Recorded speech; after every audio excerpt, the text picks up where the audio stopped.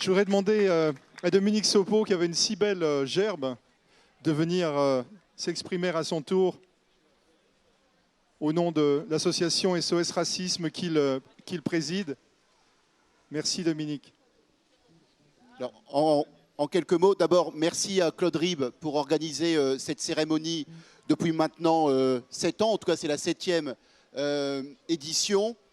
Effectivement, nous nous tenons ici, et je reprendrai quand même des mots qui ont été prononcés tout à l'heure, sur une place qui, avant, était ornée de la statue du général Dumas.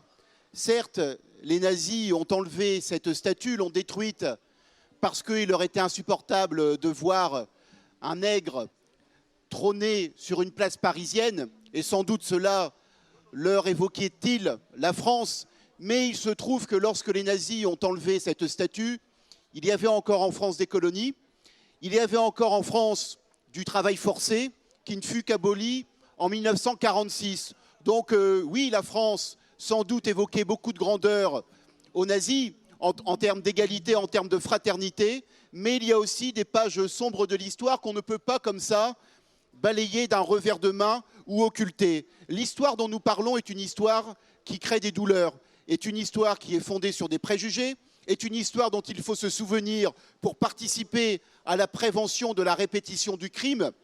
Et il me semble, parce que je ne vais pas être trop long, beaucoup de choses ont été dites notamment par Louis-Georges que je comptais dire, mais il me semble que cette histoire de cet hôtel Gaillard, que la Banque de France voudrait transformer en cité de la monnaie et de la finance, c'est une forme de crachat à la gueule. Parce que très honnêtement, comment peut-on encore avoir aujourd'hui l'indécence de faire ce type de proposition alors même qu'il y a un projet de centre Dumas et de musée de l'esclavage?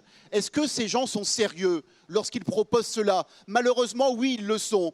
Et ils le sont parce qu'en réalité, quels que soient les grands discours que l'on peut entendre sur la question de l'esclavage, et on en entend beaucoup dans la journée du 10 mai, le reste du temps beaucoup moins, de personnes qui nous expliquent à quel point l'esclavage était mal, à quel point à l'époque ils auraient participé à la lutte de l'émancipation des esclaves. Eh bien, lorsque l'on se rêve en 2016 comme étant des participants à la lutte pour l'émancipation des esclaves, il me semble qu'on doit avoir assez de force en soi pour passer un coup de fil au gouverneur de la Banque de France pour lui demander de faire un musée. Il me semble que l'abolition de l'esclavage est un peu plus dure à obtenir que la création d'un musée dans un lieu existant. Et donc effectivement, comme il a été dit, cette cité de la monnaie et de la finance sera pour nous un signe fort. Si ce projet continue, eh bien nous saurons ce que veulent dire les mots qui sont prononcés le 10 mai, nous saurons qu'il n'y a là que des onguents discursifs, que des baumes faits de mots hypocrites.